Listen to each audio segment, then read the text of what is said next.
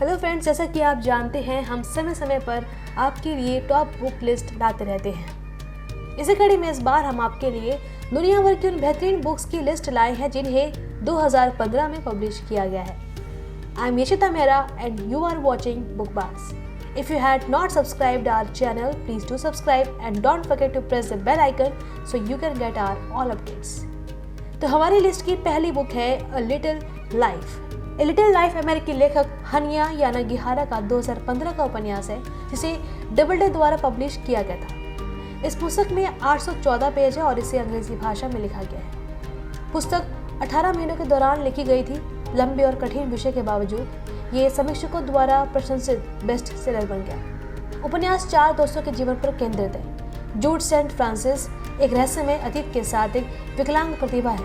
Villain रग्नारसन एक दयालु सुंदर व्यक्ति है जो एक अभिनेता बनने की इच्छा रखता है। जीन बैप्टिस्ट जेवी मैरियन एक तेज तर्रार चित्रकार है जो कला की दुनिया में नाम कमाना चाहता है। और मैल्कम इरविन एक प्रतिष्ठित फर्म में काम कर रहे एक वास्तुकार हैं।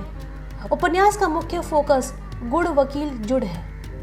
पुस्तक सफलता, धन, व्यसन और अभिमान के प्रभाव में बदलते हुए उनके संबंधों की स्टोरी बयां करती है। नंबर 2 पर है द फिफ्थ सीजन।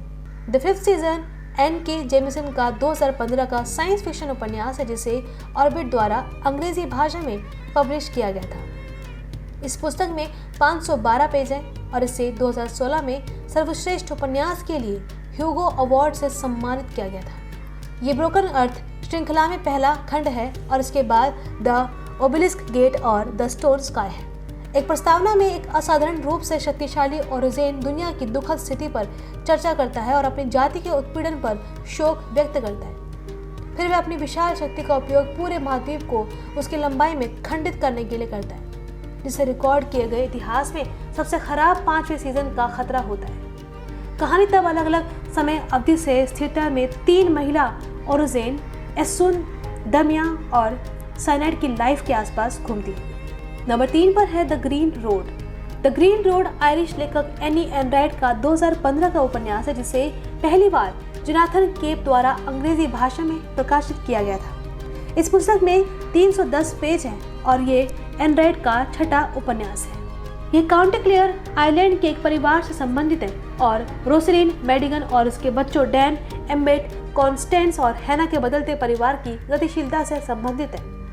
मैडिगन परिवार के जीवन की चिंता करता है। मुख्य पात्रों में 4 बच्चे और उनकी माँ रोसलिन है। तीसरे व्यक्ति की आवाज भूतकाल में कहानी सुनाती है। पुस्तक को 2 खंडों में प्रस्तुत किया गया है। पहला भाग आइलैंड में अपने घर छोड़ने वाले बच्चों का वर्णन करता है ताकि वे अपने लिए जीवन बनाने की कोशिश कर सकें। दूसरा भाग बच्चों को पारिवारिक संपत्ति आर्दिवन में लौटते हुए पाता है जब उनकी मां ने फैसला किया कि वह इसे बेचने जा रही है। नंबर 4 पर है द आर्गोनॉट्स।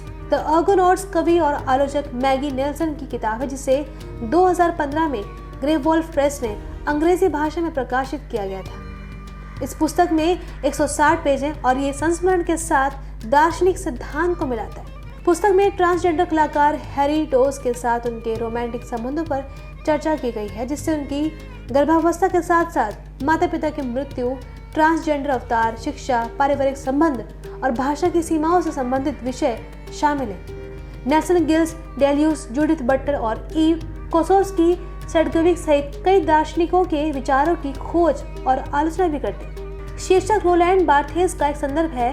ये विचार कि किसी से प्यार करना एक आर्गोनॉट के समान है जो जहाज के नाम बदले बिना अपने जहाज के कुछ हिस्सों को लगातार बदल देता है। पुस्तक ने 2015 में प्रकाशित पुस्तकों की आलोचना के लिए national book critics circle award भी जीता हुआ है।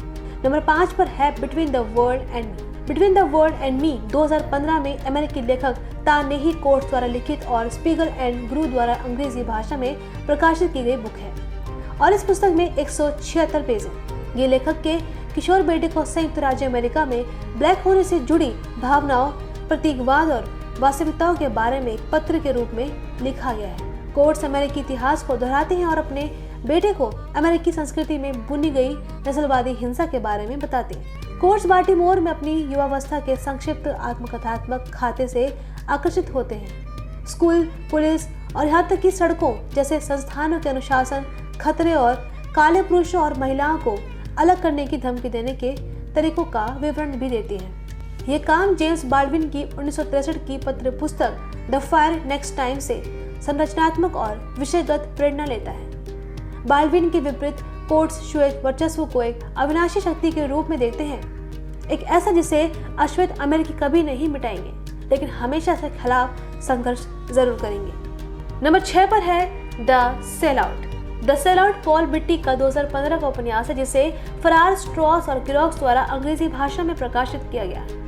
इस पुस्तक में 304 पेज हैं। इस पुस्तक को यूके में 2016 में ऑनवर्ल्ड पब्लिकेशंस द्वारा प्रकाशित किया गया है। ये उपन्यास लॉस एंजलिस, कैलिफोर्निया में और उसके आसपास नस्लीय संबंधों की स्थिति के बारे में बताता है और आज के अमेरिका के बारे में भी काफी कुछ बताता है। अक्टूबर 2016 में इसने मेन बुकर पुरस्कार जीता, जिससे बीटी उस पुरस्कार को जीतने वाले पहले अमेरिकी लेखक बन गए। कहानी कथाकार या तो मैं या बोन के रूप में संदर्भित के साथ शुरू होती है, जो अपने गृहनगर डिकेस में दास्तां और अलगाव को बहाल करने के अपने प्रयास से संबंधित अपराधों के लिए सुप्रीम कोर्ट के समक्ष मुकदमा चलाती है। अदालत के सामने बैठकर बोन इस बात पर चिंतन करना शुरू कर देता है कि इस क्षण की वजह क्या है और अपनी परवरिश के बारे में बताता है। किताब में हमें ये भी पढ़ने को मिलता है कि बोन का अपने पिता एक अपरंपरागत समाजशास्त्री के साथ एक कमजोर संबंध था। नंबर 7 पर है द सिंपैथाइजर।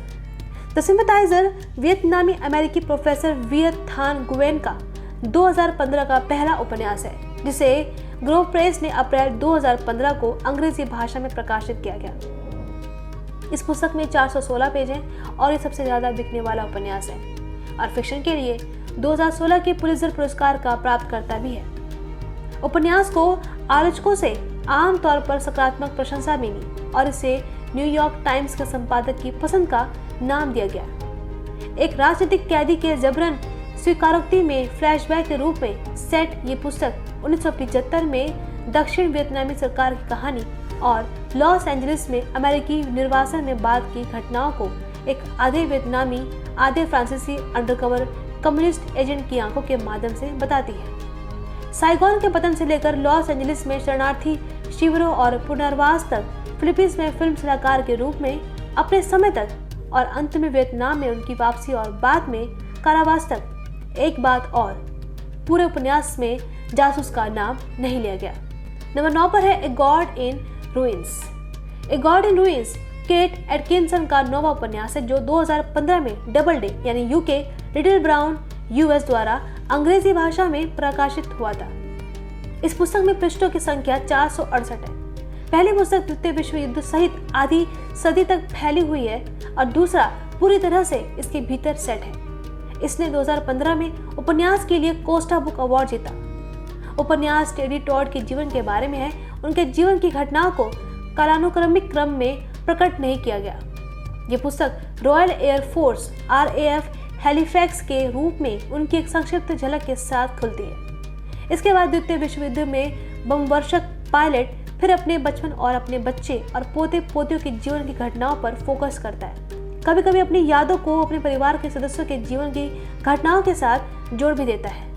नंबर 10 पर है द सबमिशन फ्रेंच सोमिशन फ्रांसीसी लेखक मिशेल हौलेबेक का उपन्यास है। पुस्तक का फ्रांसीसी एडिशन 7 जनवरी 2015 को फ्लेमरियन द्वारा फ्रेंच भाषा में प्रकाशित किया गया था और इस पुस्तक में 320 पेज है, जिसमें जर्मन अंटरवर्फंग और इतालवी सोडोमिशन अनुवाद भी जनवरी में प्रकाशित हुए थे। पुस्तक तुरंत फ्रांस, जर्मनी और इटली में बेस्ट सेलर बन गई। लॉरेंस स्टीन द्वारा अनुवादित पुस्तक का अंग्रेजी संस्करण 10 सितंबर 2015 को प्रकाशित हुआ था।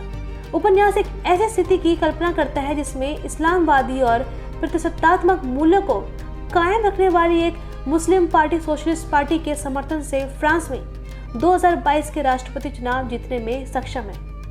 तो दोस्तों, उम्मीद है कि वीडियो आपको पसंद आया होगा और ऐसी बेहतरीन वीडियो देखने के लिए हमारे चैनल को सब्सक्राइब करना ना भूलें।